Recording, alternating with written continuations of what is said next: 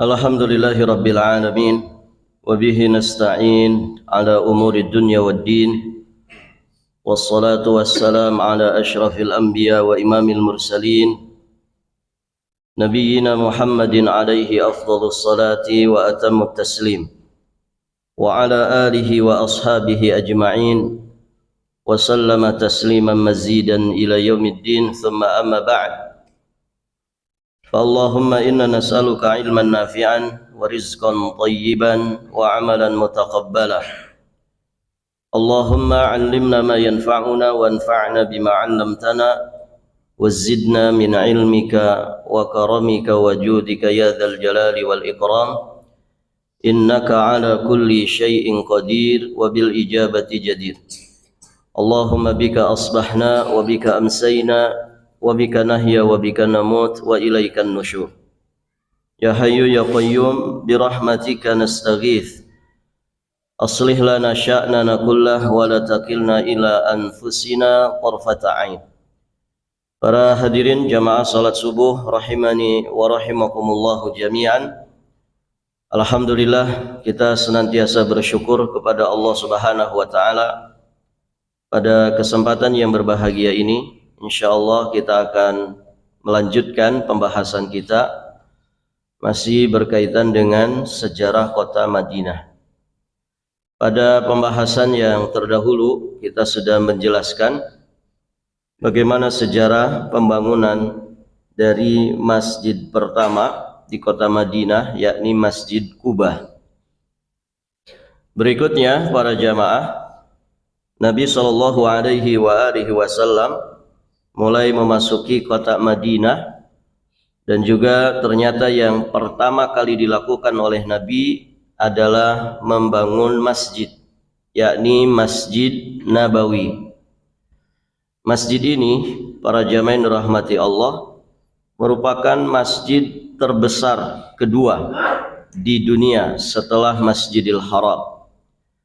Didirikan oleh Rasulullah SAW dan juga para sahabat saat itu, Al-Muhajirin wal Ansar, ya, di tahun pertama Rasulullah SAW saat hijrah ke Madinah di sekitar tahun 622 Masehi.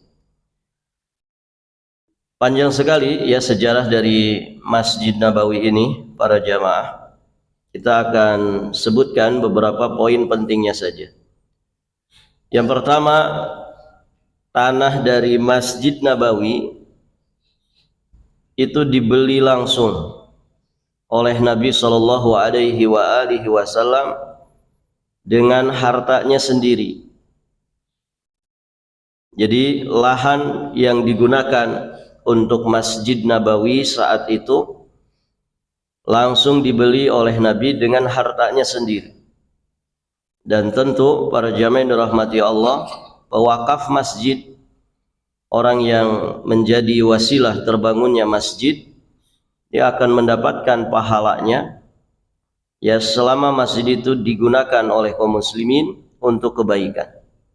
Dan Masya Allah para jamaah yang dirahmati Allah, semua pahala kebaikan dari umat Rasulullah SAW itu akan sampai kepada beliau, termasuk ya jariah daripada Masjid Nabawi yang lahannya dibeli langsung oleh harta beliau. Di sini tentu memberikan pelajaran kepada kita ya bagaimana kaum muslimin umat Rasulullah SAW berusaha ya untuk menjadi wasilah dari pembangunan masjid, karena itu termasuk amal jariah yang pahalanya akan terus mengalir kepada kita. Sampai-sampai Nabi SAW memberikan motivasi kepada kita untuk ikut kontribusi membangun masjid, walau kamafhasi qatatin, walaupun ya sumbangsi kita itu hanya bisa untuk membuat masjid ya sebesar sangkar burung. Ya.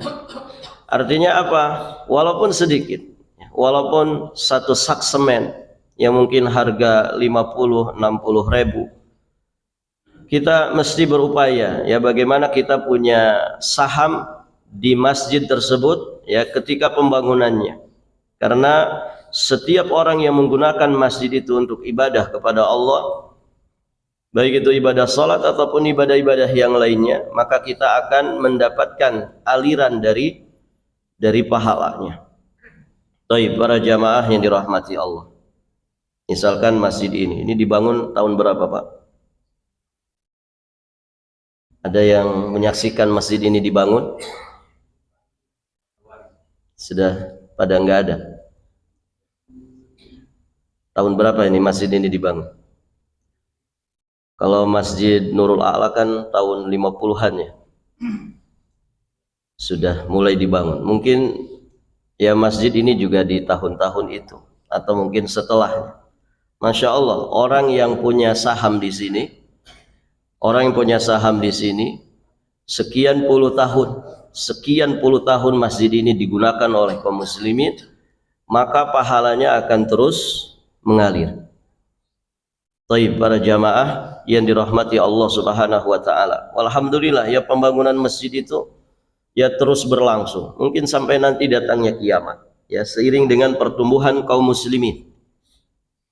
Maka ya setiap muslim berusaha untuk punya saham di dalam pembangunan masjid.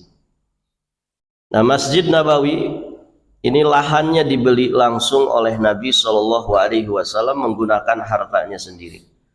Kisahnya dikisahkan oleh Ibunda Aisyah radhiyallahu taala anha. Beliau berkata, Rasulullah Shallallahu Alaihi Wasallam ya setelah selesai di Kuba ya sekian belas hari, beliau menaiki untanya. Untanya saat itu dinamai dengan Qaswa. Beliau berjalan dengan untanya diiringi oleh kaum muslimin. Karena sambutan kaum muslimin luar biasa saat beliau datang ke kota Madinah. Sampai kemudian untanya itu menderum. Menderum itu berarti dari berdiri kemudian duduk begitu. Baik, para jamaah, sampai untanya menderum di suatu tempat yang akhirnya nanti menjadi lahan, menjadi lokasi untuk pembangunan Masjid Nabawi.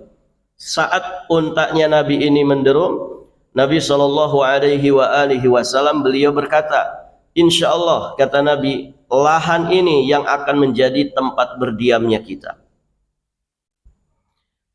Maka beliau pun dan para sahabat melaksanakan sholat di lokasi tersebut pada hari ketika Nabi pertama kali tiba di kota Madinah. Ya saat itu belum ada masjidnya, tapi kemudian lahan itu dijadikan oleh Nabi Shallallahu Alaihi Wasallam tempat sholat pada hari itu.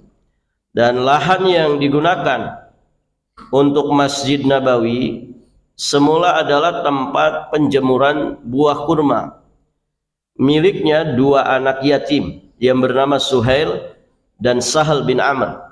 Ya, dua orang anak yatim dalam asuhan seorang sahabat yang mulia As'ad bin Zurarah radhiyallahu taala anhu wa ardahu. Maka setelah diketahui pemilik dari lahan ini, kemudian dua anak yatim itu dipanggil oleh Nabi Shallallahu Alaihi Wasallam, dan Nabi Shallallahu Alaihi Wasallam beliau melakukan penawaran untuk membeli lahan itu dan nantinya digunakan untuk membangun Masjid Nabawi. Namun ternyata para jamaah yang dirahmati Allah, mereka berdua ini mengatakan kepada Nabi, ya Rasulullah, kami mau memberikannya untukmu. Jadi silahkan pakai saja, kami hibahkan untukmu.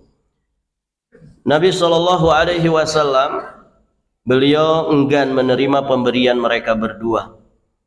Dan akhirnya Nabi Shallallahu Alaihi Wasallam membeli tanah tersebut dari mereka dengan harta beliau sendiri. Dan mulailah saat itu dibangun Masjid Nabawi. Ya sekitar tahun 622 Masehi. Tentu para jamaah, masjid yang dibangun saat itu oleh Nabi Shallallahu Alaihi Wasallam ya jangan dibayangkan seperti Masjid Nabawi saat ini.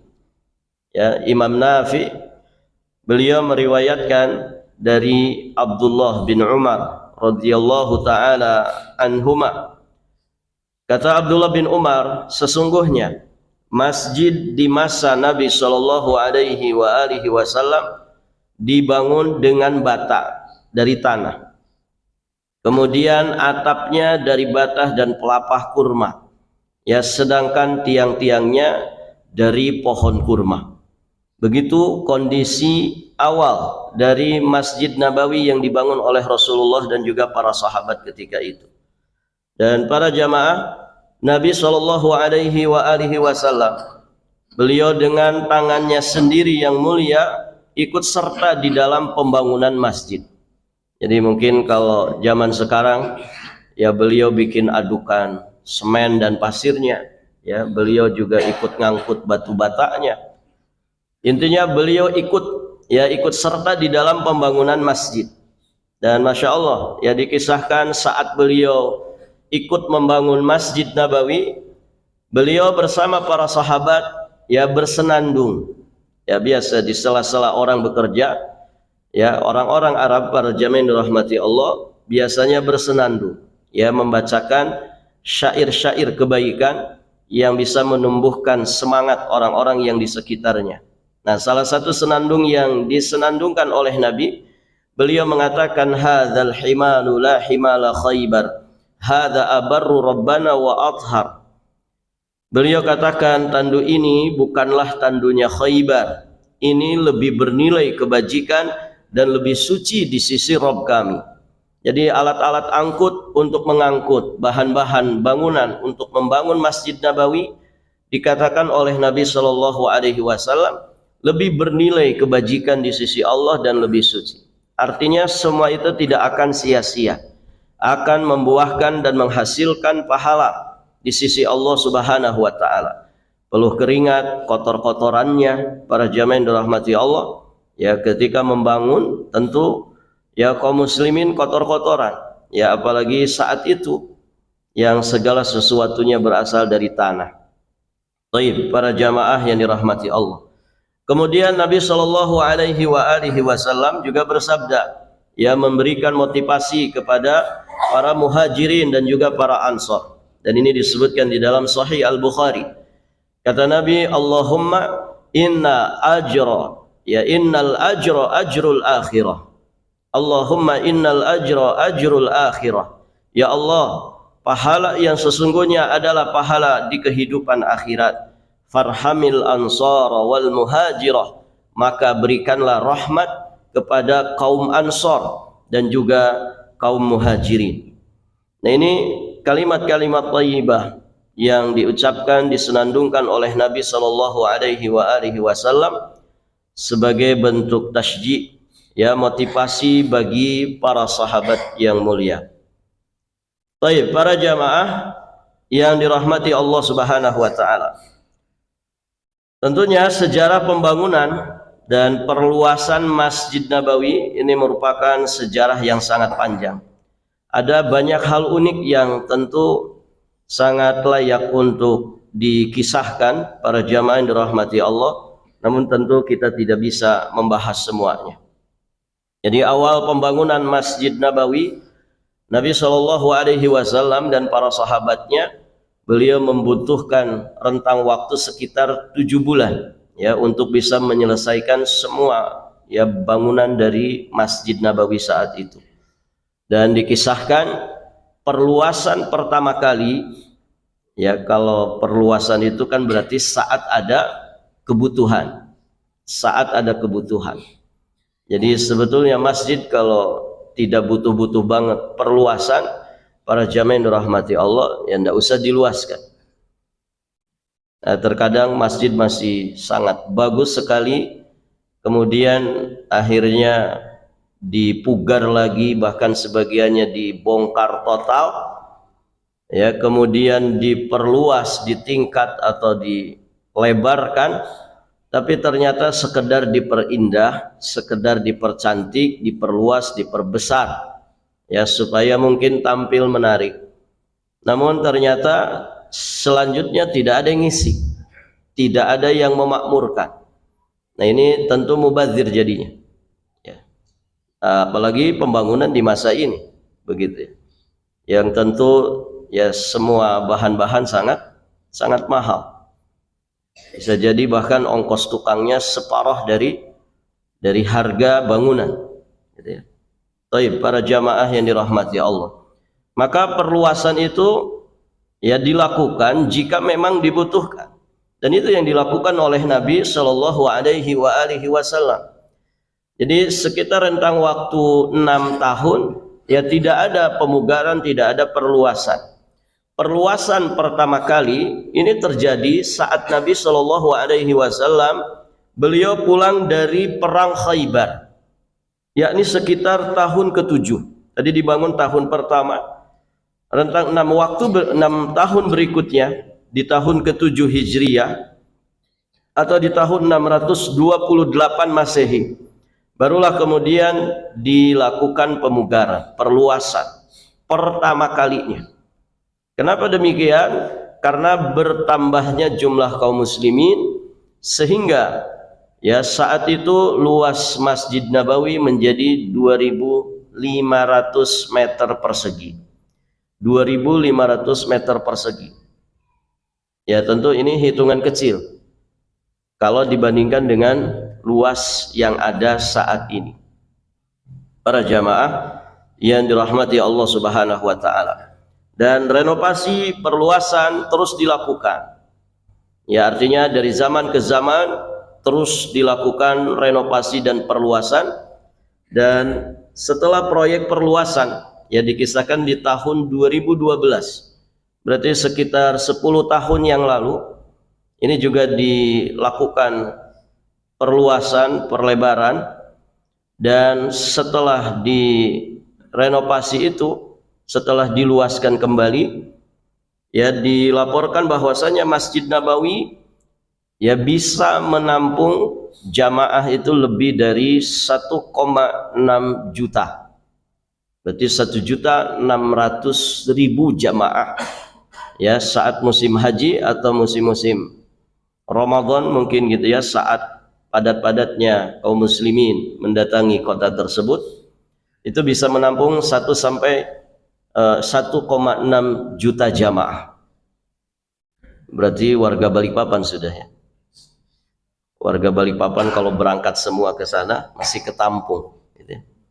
Baik para jamaah, warga Balikpapan mungkin tidak sampai 1 juta. Nah itulah ya kondisi Masjid Nabawi, para jamaah yang dirahmati Allah. Dan Allahu a'lam ya, sampai saat ini juga kita selalu melihat, selalu ada saja proyek pembangunan di sekitar Masjid Nabawi. Ya dulu di sebelah kanan dari Masjid Nabawi itu kan ada hotel-hotel, sekarang sudah rata semua jadi halaman teras. Dan di sebelah, kalau di sebelah kiri ini tidak terlalu banyak perluasannya, karena di sebelah kiri dari Masjid Nabawi itu adalah kuburan Baqi. Jadi perluasan itu hanya ke arah depan kiblat, kemudian ke sebelah kanan atau ke arah yang berlawanan dengan kiblat. Baik, para jamaah yang dirahmati Allah. Masjid Nabawi sebagaimana Masjid Quba yang dibangun oleh Nabi Shallallahu Alaihi Wasallam merupakan masjid yang dibangun dengan asas ketakwaan. Di surat At-Taubah ayat 108, Allah Subhanahu wa taala berfirman, "La masjidun ussisa 'ala taqwa min awwali yaumin ahaqqu an taquma fihi." Sesungguhnya masjid yang didirikan di atas dasar takwa sejak hari pertama adalah lebih patut kamu sholat di dalamnya. Lawan dari masjid yang asasnya ketakwaan adalah masjid dirar, masjid tandingan, ya seperti yang dibangun oleh orang-orang munafik. Mereka membangun masjid tandingan untuk menandingi masjid yang dibangun oleh Rasulullah Shallallahu Alaihi Wasallam. Tentu itu bukan pekerjaannya orang-orang beriman. Ya, seorang mukmin ketika dia hendak membangun masjid, maka asasnya adalah ketakwaan. Masjid yang seperti itulah yang layak digunakan untuk beribadah kepada Allah Subhanahu wa taala. Dan ini juga menjadi peringatan ya bagi siapapun yang hendak membangun masjid. Dia harus ikhlas di dalam membangun masjid. Ya asasnya haruslah asas ketakwaan. Tidak ada maksud dan tujuan yang lain dari pembangunan masjid itu melainkan hanya untuk Allah Subhanahu wa taala, kemudian untuk Rasulnya, untuk Islam dan juga kaum muslimin. Kemudian para jamaah, Masjid Nabawi atau Masjid Rasul ini juga termasuk masjid yang disebut oleh Nabi SAW di dalam sabdanya. Riwayat muttafaq alaih dari Abu Hurairah radhiyallahu taala anhu. Kata Nabi, la tushaddur rihal illa ila thalathati masajida. Al-Masjidil Haram wa Masjidil Rasul sallallahu alaihi wasallam wa Masjidil Aqsa. Tidak boleh kata Nabi menyengaja, memaksakan diri melakukan safar, melakukan perjalanan kecuali ketiga masjid. Yang pertama Masjidil Haram, kemudian yang kedua Masjid Rasul, yakni Masjid Nabawi, dan yang ketiga adalah Masjidil Aqsa. Baik para jamaah. Jadi kalau orang ya dia mempersiapkan segala sesuatu untuk safar ke masjid, maka tidak ada yang layak untuk dipersiapkan segala sesuatunya kecuali saat kita mau mengunjungi tiga masjid ini. Ya semoga kita semua dimudahkan Allah untuk mengunjungi tiga masjid ini dan beribadah di dalam. Masjid Al-Haram, Masjid Nabawi, kemudian Masjidil Aqsa. Baik, para jamaah. Kemudian termasuk keistimewaan dari Masjid Nabawi, ibadah yang dilakukan di dalamnya, ibadah salat yang dilakukan di dalamnya, itu akan diberi pahala oleh Allah Subhanahu wa taala 1000 kali lipat pahala dari salat di masjid yang lain kecuali Masjidil Haram. Ya Masjidil Haram 100.000 kali lipat salat di masjid biasa. Kalau Masjid Nabawi 1000-nya. Kalau Masjidil Aqsa di satu riwayat mengatakan 1/4 dari pahala salat di Masjid Nabawi, berarti 250 kali lipat pahala salat di masjid biasa. Sebagian riwayat mengatakan 500 kali lipat salat di masjid biasa. Intinya tiga masjid ini sangat istimewa saat kita mampu melakukan salat di dalamnya. Masjid Nabawi 1000 kali. 1000 kali. Salat apa ini yang dihitung 1000 kali lipat ini? Allahu a'lam. Sebagian penjelasan ulama mengatakan karena lafaznya umum, ya salat di masjidku ini akan diberikan pahala 1000 kali lipat. Nabi menyebutnya salat secara umum, tidak menyebutkan apakah itu salat fardu ataukah salat sunnah. Maka sebagian penjelasan ulama menyatakan bahwa apakah salat sunnah ataukah salat fardu yang dikerjakan di Masjid Nabawi, pahalanya akan dilipat gandakan menjadi 1000 kali lipat ya salat di masjid biasa. Sehingga di sini memberikan pelajaran kepada kita semua, saat kita dimudahkan ada di sana para jamaah yang dirahmati Allah, maka hendaklah berusaha untuk selalu bisa sholat di Masjid Nabawi. Usahakan selalu bisa sholat di Masjid Nabawi. Kalaupun kita ada kegiatan-kegiatan yang lain, ya biasanya kalau perjalanan umrah ada city tour gitu ya, ke beberapa tempat bersejarah, maka usahakan sholat zuhur sudah ada lagi di Masjid Nabawi. Karena sayang, pahalanya 1000 kali lipat. 1000 kali lipat. Kalau kita ketinggalan sekali saja satu sholat, maka berarti sama dengan ketinggalan 1000 kali lipat pahala sholat. Nah ini sayang, sangat disayangkan. Maka para jamaah, siapapun yang dimudahkan ke sana, jangan pernah kelewat untuk bisa sholat di Masjid Nabawi. Baik para jamaah, sholat sunnahnya juga sama, ya sholat sunnahnya.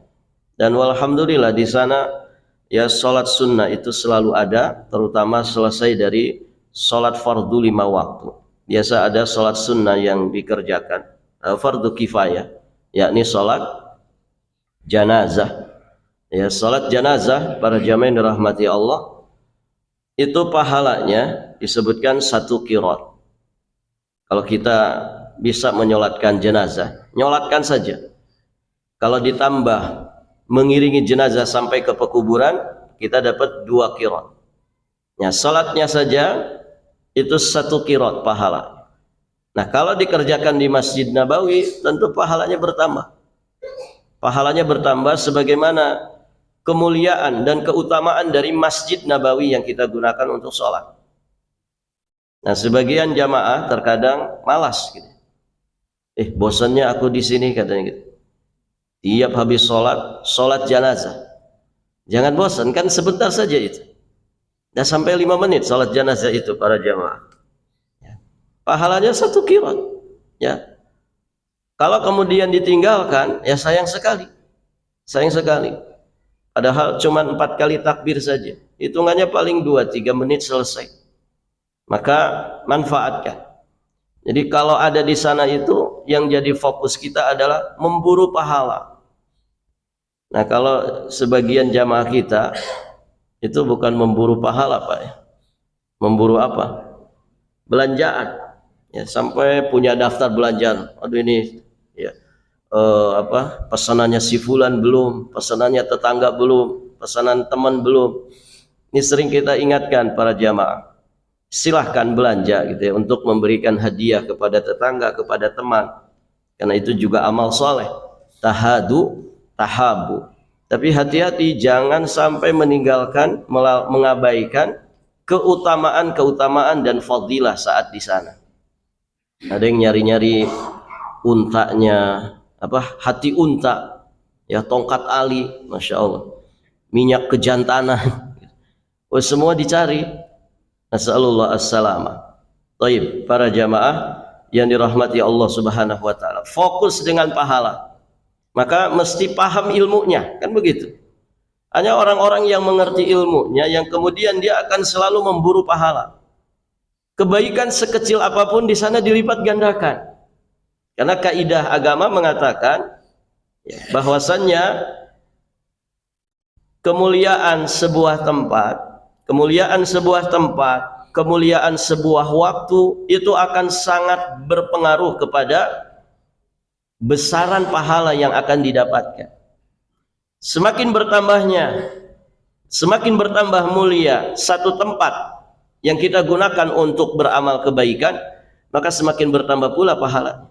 Sekarang para jamaah yang dirahmati Allah, Masjid Nabawi ini istimewa. Dia ada di kota Madinah, kota suci. Maka kebaikan sekecil apapun, sampai misalkan kita minjemin sendal, ya di musim panas kan, masya Allah, ya teras Masjid Nabawi itu bisa bikin melepuh telapak kaki kita. Ya ketika nggak pakai sendal, ada orang sedang kehilangan sendal, kita pinjemin dulu, itu pahalanya berlipat. Nolong orang atau berbagi sesuatu, masya Allah. Sebagian orang para jamaah, dia berdiri di depan pintu keluar orang-orang, ya dia bagikan kurma, masya Allah, 1 bungkus dibagikan habis, ya ukuran 3 kilo. Ya bisa jadi di antara yang dapat ini adalah orang-orang yang akan buka puasa. Ada sekian pahala yang dia dapatkan. Kebaikan sekecil apapun, ya kebaikan sekecil apapun usahakan dikerjakan. Ya apalagi kebaikan-kebaikan yang jelas keutamaannya. Ya seperti salat jenazah, jelas sekali keutamaan. Salat fardu 5 waktu. Ini fadilahnya sangat besar. Baik para jamaah. Kemudian juga yang mesti kita perhatikan, di Masjid Nabawi itu ada satu kawasan yang sangat-sangat istimewa sekali. Namanya Raudhah. Berdasarkan riwayat muttafaq alaih dari jalan sahabat yang mulia Abi Hurairah radhiyallahu taala anhu, ma baina baiti wa mimbari raudhatun min riyadil jannah. Antara rumahku dan mimbarku terdapat raudhah, terdapat taman dari taman-taman surga. Antara mimbarku kemudian antara rumahnya Nabi Shallallahu Alaihi Wasallam. Ini tidak jauh jaraknya ya. Dulu ya dikasih tanda khusus karpetnya hijau, gitu ya. Tapi kalau sekarang kayaknya hijau semua. Dulu ya, mungkin belasan tahun yang lalu, kalau kita mau ke situ yang penting cepet-cepetan. Ya, sekarang tidak bisa, harus daftar, harus pakai tasri dan lain sebagainya. Ya, kalau mau pribadi harus pakai aplikasi online daftar, bisa, gitu ya. Kalau rombongan harus pakai tasri, ya. Dan luar biasa ngantrinya, gitu ya. Maka para jamaah yang dirahmati Allah, ya usahakan saat kita ada di sana, usahakan bisa ibadah di Raudhah, walaupun sebentar, ya. Kenapa? Karena ini adalah taman dari taman-taman surga. Nanti kita bahas di pembahasan terakhir tentang Raudhah. Kemudian para jamaah, di antara keistimewaan dari Masjid Nabawi, proses belajar dan mengajar di masjid ini memiliki keistimewaan tersendiri. Nah, ini juga penting ya diperhatikan. Saat kita ada di sana, usahakan bisa hadir di majelis ilmu. Ustaz, gimana? Saya nggak ngerti bahasa Arab. Alhamdulillah ada kajian bahasa Indonesia. Ya, diisi oleh mahasiswa S3 yang sedang belajar di sana. Nah, itu bisa kita hadiri di pintu 19 kalau tidak salah ya. Di pintu 19 ada Dr. Ustadz Ariful Bahri. Nah, itu kita bisa hadir. Usahakan, ya niatkan, ya Allah saya ingin duduk di majelis ilmu, saya ingin belajar. Ya. Kalau yang bisa bahasa Arab duduk di halaqah-halaqah masyayikh. Taib. Fadilahnya sangat besar. Disebutkan oleh Nabi Shallallahu Alaihi Wasallam riwayat Imam Ibnu Majah dari Abu Hurairah radhiyallahu taala anhu. Man dakhala masjidana hadza liyata'allam khairan aw liyu'allimahu kana kal mujahid fi sabilillah wa man dakhalahu li ghairi dzalika kana kan nadhir ila ma laysa lahu. Barang siapa yang masuk masjid kami ini, maksudnya Masjid Nabawi, untuk mempelajari satu kebaikan atau untuk mengajarkan satu kebaikan, maka dia seperti seorang mujahid di jalan Allah. Makanya orang belajar agama itu fi sabilillah.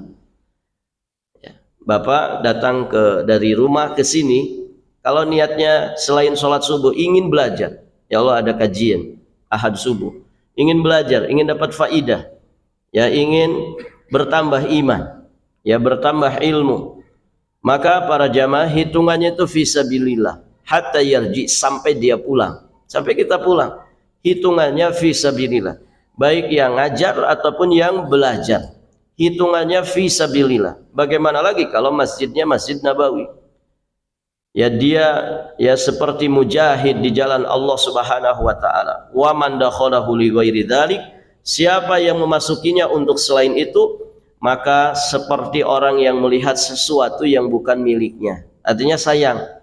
Ya, ketika kita sering melewatkan majelis-majelis di sana. Masya Allah para jamaah, juga di Masjid Nabawi itu ada fasilitas ya bagi para jamaah umroh yang ingin belajar baca Quran, membaguskan bacaan Quran. Itu biasanya ada halaqah-halaqah khusus. Jadi siapapun bisa duduk. Ya, bisa duduk. Ya, barangkali kita merasa sangat fasih Al-Fatihahnya, coba setorkan di sana, gitu ya. Kira-kira dibenahi apa tidak? Nah, itu juga ada fasilitasnya. Ya, biasanya nyandar-nyandar di tiang-tiang itu. Cari halaqah-halaqah yang kita bisa di situ. Ya. Bawa Al-Quran saja. Kalau nggak bisa bahasa Arab, nah pakai bahasa isyarat. Saya pingin setoran, ya bacaan, bisa tidak? Nah, itu para jamaah. Intinya usahakan bermajelis, usahakan bermajelis. Kita 3 hari 4 hari di sana, misalkan 1 kali bermajelis, itu sudah luar biasa. Taib. Dan berikutnya Masjid Nabawi ini termasuk 6 tempat yang sangat dianjurkan dikunjungi saat kita di kota Madinah. Jadi saat di kota Madinah ada 6 tempat yang kita mesti memfokuskan. 6 tempat ini jangan sampai terabsenkan. Ya. Pertama jelas Masjid Nabawinya. Yang kedua, raudhah yang ada di dalam Masjid Nabawi, antara mimbarnya Nabi ya dan rumahnya Rasulullah sallallahu alaihi wasallam. Kemudian yang ketiga, makamnya Rasulullah dengan dua sahabatnya yang mulia, Abu Bakar dan Umar. Kemudian yang berikutnya, mengunjungi makam Baqi Al-Gharqad yang ada di sebelah kiri dari Masjid Nabawi. Kemudian Masjid Quba, dan satu lagi ya kuburan atau makam syuhada Uhud. 6 tempat ini sangat dianjurkan untuk dikunjungi ya saat kita berada di kota Madinah. Jadi fokus dengan 6 tempat ini. Adapun tempat-tempat yang lain tidak ada fadilah khusus ya untuk dikunjungi. Pokoknya 6 ini kita bisa mengunjunginya semua, walhamdulillah. Berarti kita ashabas sunnah. Kita sudah menunaikan sunnahnya Rasul sallallahu alaihi wa alihi wasallam. Coba ulangi Pak, yang 6 itu apa saja? Pertama, Masjid Nabawinya, jelas. Yang kedua, raudhah. Yang ketiga, makam Nabi, Abu Bakar dan Umar. Yang keempat, makam Baqi. Yang kelima, Masjid Quba. Yang terakhir, makam syuhada Uhud. 6 tempat ini jangan dilewatkan saat kita ada di kota Madinah. Tempat-tempat yang lain tidak bisa kita kunjungi, tidak ada masalah ya, tidak ada masalah. Tapi yang 6 ini usahakan kita bisa mengunjungi, karena di situ ada fadilah. Baik para jamaah, sedikit saya ingin mengingatkan tentang keistimewaan raudhah. Tadi hadisnya sudah kita sampaikan, ma baina baiti wa mimbari raudhatun min riyadil jannah. Antara rumahku dan mimbarku ada taman dari taman-taman surga. Barakallahu fikum. Saat ini ya kondisinya seperti yang kita lihat para jamaah. Itu tandanya ada semacam besi gitu ya. Ada tulisannya ya raudhah min riyadil jannah. Nah itu dipasang persis di samping mimbarnya Nabi sampai ke rumahnya Nabi.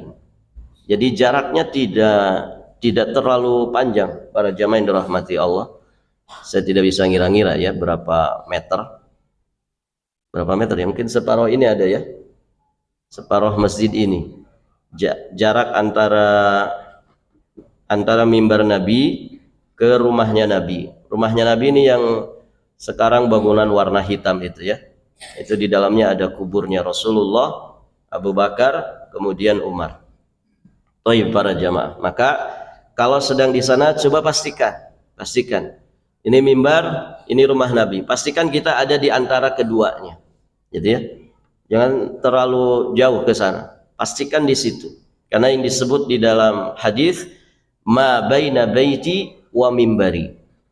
Nah, pastikan tempat kita di situ, gitu ya.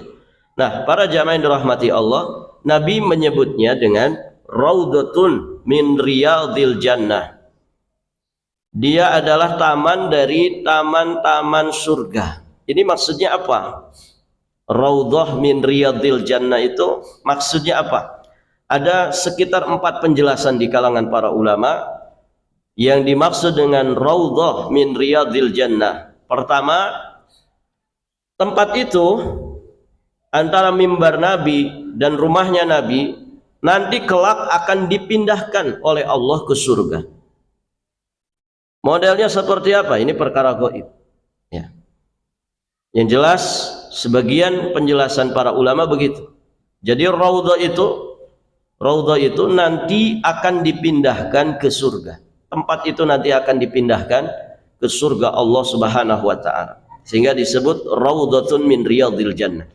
Kemudian para jamaah, sebagian penjelasan para ulama, mereka mengatakan bahwa yang dimaksud raudhah min riyadil jannah, siapapun yang beribadah di lokasi ini, di lokasi raudhah ini, maka ibadahnya itu akan mengantarkan dirinya ke surga.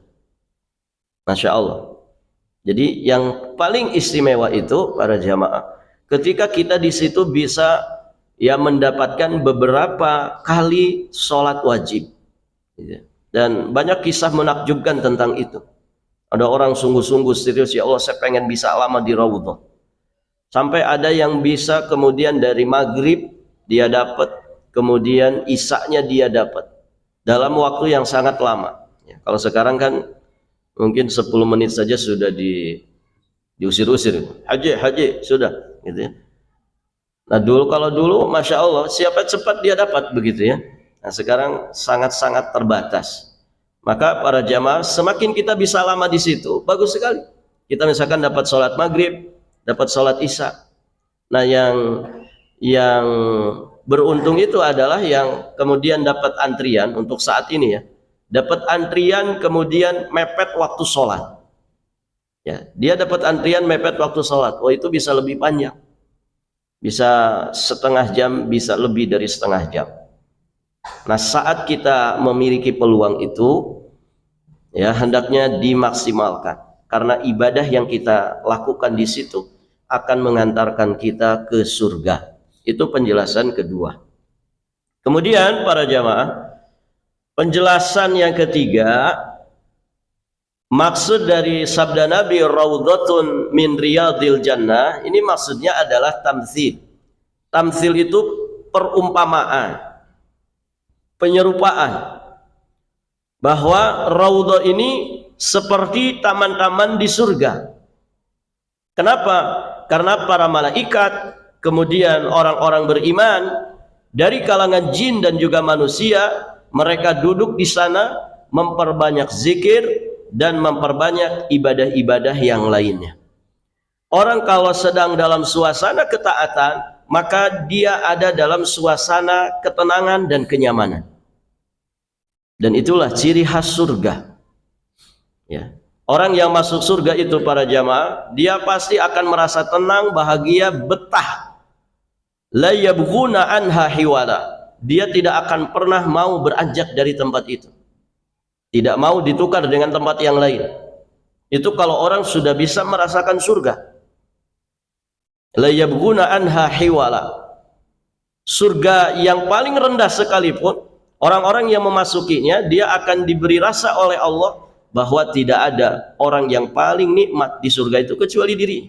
Masya Allah. Sehingga dia tidak mau beranjak dari situ, tidak mau berpindah, tidak mau ditukar. Ini sama seperti kondisi orang yang sudah ada di Raudhah. Makanya kan banyak yang diusir-usir sama askari, ya kemudian tetap aja gitu ya. Kadang dia beranjak tapi pindah ke tempat lain, doa lagi. Begitu, artinya nggak mau keluar. Nah ini tamsil, berarti perumpamaan. Dia seperti taman surga. Kenapa? Karena orang yang di dalamnya merasakan ketenangan, merasakan kenyamanan, dan tidak mau beranjak darinya. Begitu kalau orang sudah masuk surga. Karena nggak ada ceritanya di akhirat orang masuk surga kemudian akhirnya masuk neraka. Yang ada itu adalah orang yang tadi jadi neraka kemudian diangkat ke surga. Barakallahu fikum. Nah itu para jamaah.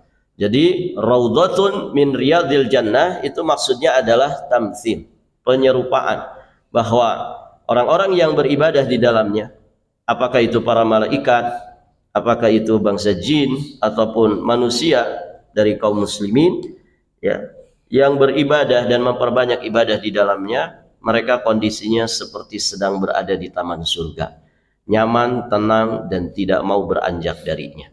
Baik.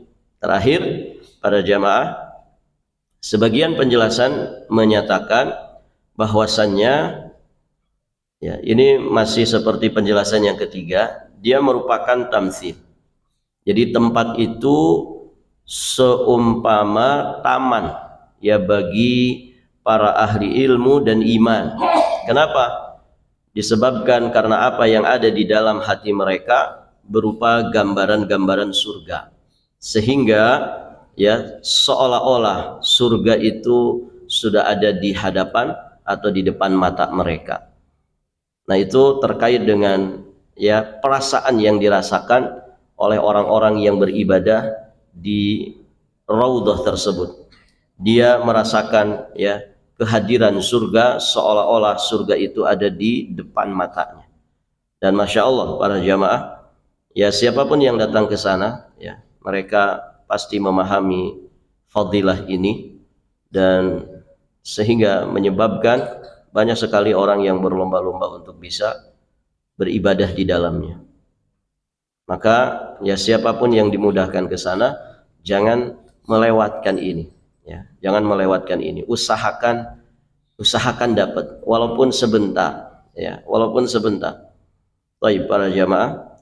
Ya, walaupun misalkan tidak dapat, ya tentu itu bukan perkara wajib. Ya, bukan perkara wajib. Artinya, ya ada kalanya namanya perjalanan para jamaah. Kita tidak pernah memprediksi seperti apa kondisi di perjalanan. Makanya banyak mungkin jamaah umroh atau jamaah haji yang berangkat ke sana mengagendakan segala sesuatu yang baik, namun ternyata pada fakta nyata di lapangan ada saja hal-hal yang kemudian menjadi hambatan. Nah, kalau demikian adanya, misalkan karena satu hal dan yang lainnya, maka hendaknya bersabar. Ya, hendaknya bersabar. Artinya itu kan bukan perkara wajib. Kalau kita terluput darinya, hanya terluput fadilah, keutamaan saja. Kita tidak berdosa kalaupun ada di sana, tidak sempat ke raudhah. Ya, kita hanya kehilangan fadilah. Artinya bisa jadi kan satu rombongan, ya satu travel misalkan dia tidak tembus, tidak bisa tembus karena misalkan saking banyaknya orang yang ngantri di situ, saking banyaknya orang yang sudah lebih duluan mungkin daftar daripada rombongan kita, maka ya bersabar. Artinya hal itu jangan sampai dijadikan sesuatu yang menjadi tidak baik ya di rombongan kita. Karena sebagian jamaah kadang ya namanya perjalanan para jamaah. Perjalanan itu kalau katanya Umar Ibnul Khattab itu bisa menyingkap karakter asli manusia. Jadi dua hal yang biasanya karakter asli orang itu muncul. Pertama, urusan duit. Ya. Urusan duit itu karakter asli orang akan muncul. Apakah dia seorang yang amanah ataukah sebaliknya? Dia tidak amanah dengan keuangan. Kemudian yang kedua, safar perjalanan. Apakah itu safar mubah ataukah safar ibadah ya seperti rombongan travel umroh misalkan. Maka para jamaah, safar itu akan mengungkapkan ya hakikat jati diri seseorang. Jadi orang yang gak sabaran itu akan muncul kalau dia safar. Muncul karakter aslinya.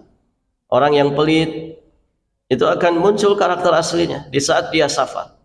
Orang yang temperamen dikit-dikit marah, ya, atau memang yang aslinya tukang ngomel. Ya. Ada begitu para jamaah. Ada jamaah cerita ke saya, Ustadz lagi perjalanan haji, itu ada suami istri, satu pasang suami istri. Itu dari setar Indonesia sampai pulang haji, kerjaannya itu ya tengkar aja sama pasangannya. Nggak selesai, bertengkar terus sama istri. Nah ini para jamaah yang dirahmati Allah, kalau modelnya begitu berarti di rumah ya nggak jauh lebih, ya. Tidak jauh berbeda, gitu ya. Tidak jauh berbeda. Artinya memang dua orang ini memang suka bermasalah di rumah. Akhirnya nampak itu ketika safar, tengkar aja sama istri, ya. Nggak bisa dilerai, ya. Sudah dinasihatin nggak bisa dilerai. Dari setar sampai pulang, bayangkan para jamaah yang dirahmati Allah. Maka para jamaah ya bersabar. Namanya safar itu qit'atun minal azab.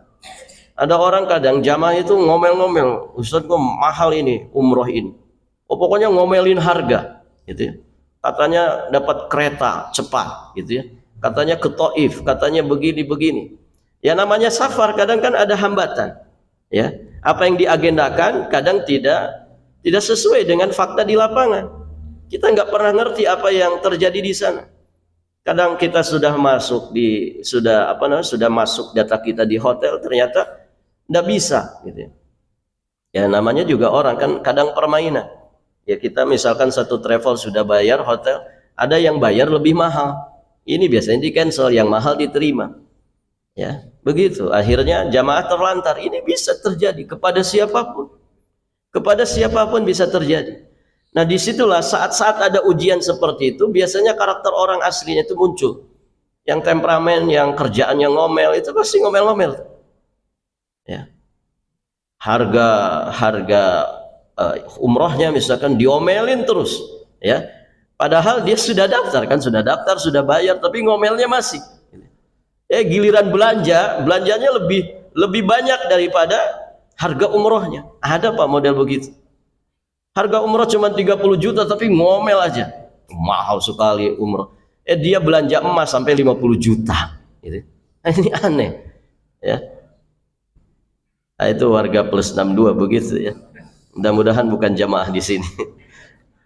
Nah, itu para jamaah yang dirahmati Allah. Ini safar. Safar itu akan mengungkap jati diri seseorang. Maka para jamaah yang dirahmati Allah, pantas kalau Nabi mengatakan ya safar itu qit'atun minal azab, ya dia potongan dari azab, dia potongan dari azab. Jadi memang kesabaran itu harus menjadi poin pertama, ya kesabaran harus jadi poin pertama, karena ya kita akan berteman ya kalau satu rombongan jamaah begitu ya, kita akan berteman dengan berbagai macam karakter orang gitu ya. Maka harus bersabar. Jadi kalau ada hal-hal yang bisa memancing emosi, ya kita jangan sampai terpancing, gitu ya. Sabar. Dia bagian daripada azab. Barakallahu fiikum. Baik, para jamaah yang dirahmati Allah. Ada juga bahkan yang sudah pulang ini, sudah selesai. Ya, sudah selesai. Tapi masih suka ngomel di grup gitu ya. Aneh kan, Pak? Dia udah selesai, ibadahnya udah selesai, gitu ya. Kadang mohon maaf yang konsisten ngomel itu ternyata orang yang paling banyak dapat diskon, gitu, dibanding jamaah yang lain. Tetap aja ngomel. Padahal udah selesai nih. Ini rombongan jamaah sudah selesai, sudah ada di rumah masing-masing, ya. Tapi grupnya kan kadang masih ada, gitu ya. Tetap aja ngomel. Ya. Nah itu para jamaah yang dirahmati Allah. Bahkan saya pernah dapatin ada orang yang ngomel-ngomel gara-gara gak dapet shawl. Apa ini? Yang selendang itu apa? Selendang travel itu ya. Yang kalau beli paling 20.000 itu. Gitu. Saya kecewa katanya. Ini sudah berlalu berbulan-bulan. Saya kecewa ke travel ini katanya. Ya, karena hanya saya yang tidak dapat shawl. Masya Allah. 20.000 Pak. Dia belanja emas mungkin sekian juta. Nah ini jadi Masya Allah para jamaah, itulah safar ya, akan mengungkap jati diri seseorang. Baik para jamaah, semoga Allah senantiasa memberikan hidayahnya kepada kita semua.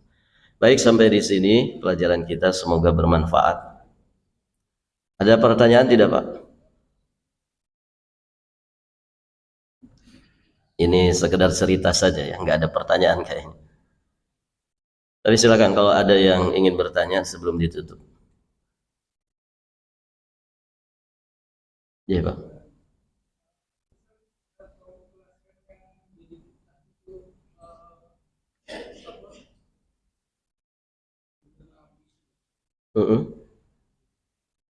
Kubur Nabi, kenapa?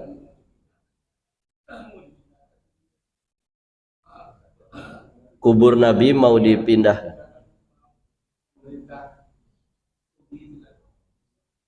Ada informasinya? Baru-baru ini?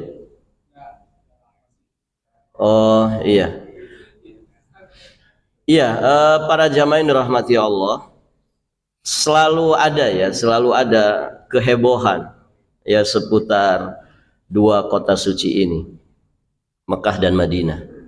Ya termasuk ya secara khusus terkait kubur Nabi Shallallahu Alaihi Wasallam. Sudah mungkin sekian rentetan kasus ya terjadi terkait dengan kubur Nabi. Ya mungkin isu itu diantaranya. Kemudian juga pernah ada orang menggali terowongan ya dari jarak sekian, dia ingin menuju ke kubur Nabi. Nah ini biasa terjadi ya, namanya fitnah akhir zaman akan selalu ada. Ala kulli hal, para jamaah yang dirahmati Allah, tentu ketika ada isu-isu seperti itu, yang lebih berhak berkomentar ya adalah kerajaan Saudi Arabia.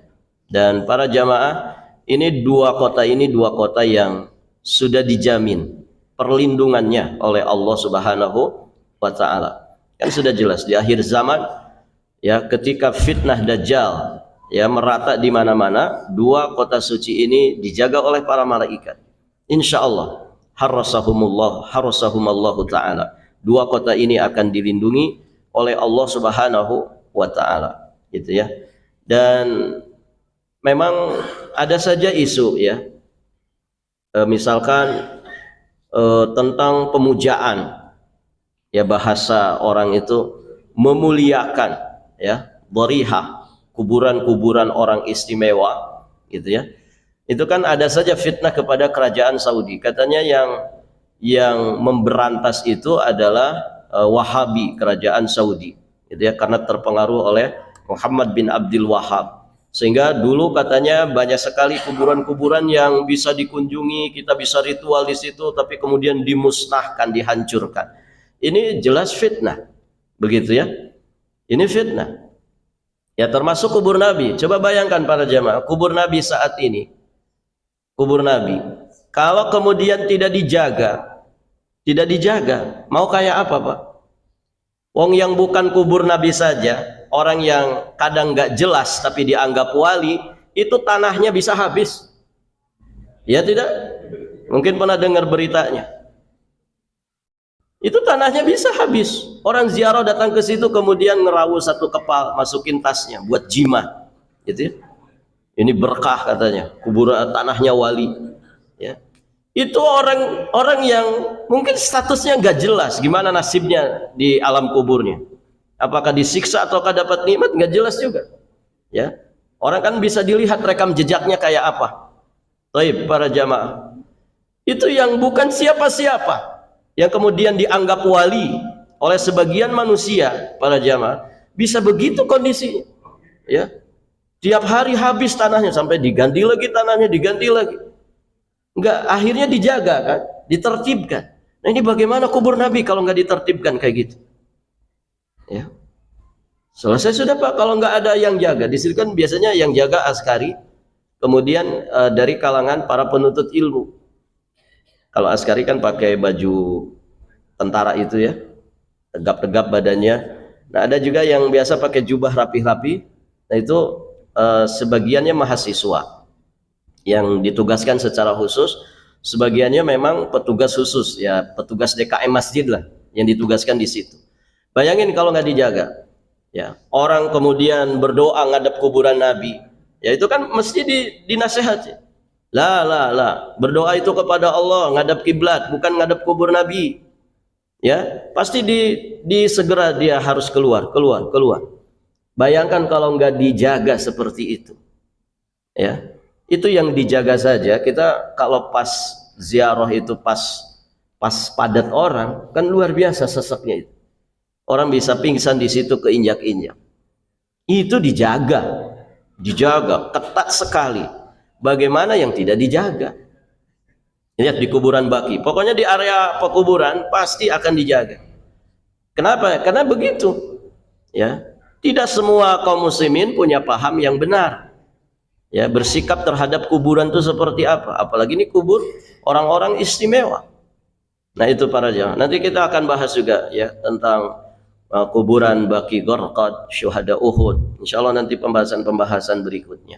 Intinya para jamaah, kita yakini dua kota suci ini akan dijaga oleh Allah. Seberapa besar pun fitnah yang kemudian dihembuskan, isu-isu hoak, berita hoak yang kemudian digencarkan oleh orang-orang yang membenci Islam dan kaum muslimin, membenci sunnah Nabi SAW, insya Allah akan selalu terjaga sampai datangnya kiamat, gitu ya. Jadi itu mungkin bisa saja isu yang dihembuskan, karena intinya sebagian orang itu merasa bahwa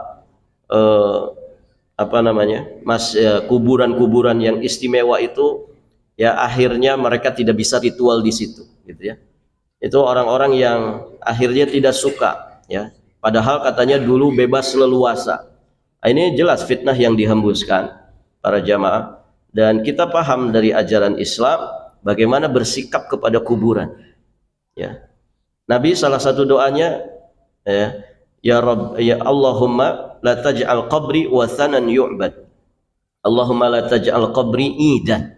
Ya Allah, jangan sampai engkau jadikan kuburanku sebagai id, dijadikan oleh umatnya sebagai tempat perayaan, karena kuburan nggak boleh dijadikan tempat perayaan. Nah sekarang para jamaah, banyak sekali orang yang mengaku sebagai muslim menjadikan kuburan tempat perayaan.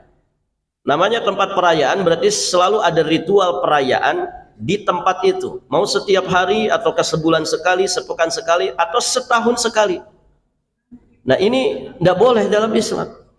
Bayangkan kalau kubur Nabi tidak dijaga, ya mungkin ada orang di situ bikin halakoh begitu ya, bikin halakoh, nanti bikin nasi tumpeng, bikin apa, oh selesai sudah, ya akan semerawut kondisinya. Nah itu para jamaah, semoga Allah melindungi kita semua min kulli su'in wa makruhin wa min kulli bala. Nah demikian para jamaah, kita cukupkan, kita akhiri. Subhanakallahumma wa bihamdika asyhadu an la ilaha illa anta astaghfiruka wa atubu ilaik. Assalamualaikum warahmatullahi wabarakatuh.